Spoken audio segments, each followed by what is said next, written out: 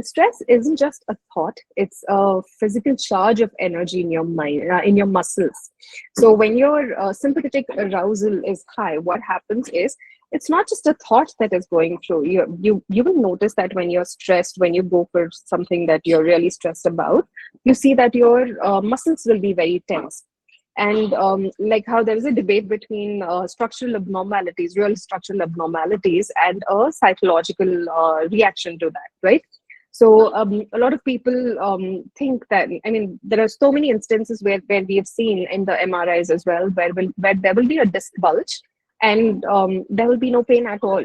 So for people who come with pain, when we do this MRI, we do see a disc bulge, and then they relate that to the pain.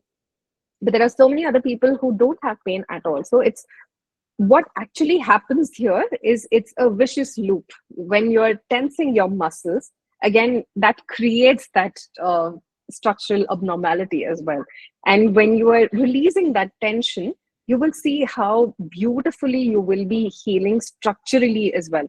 So this is how there is a mind body connection. This is how powerful your psychology is in helping you deal with your physiological conditions, I would say.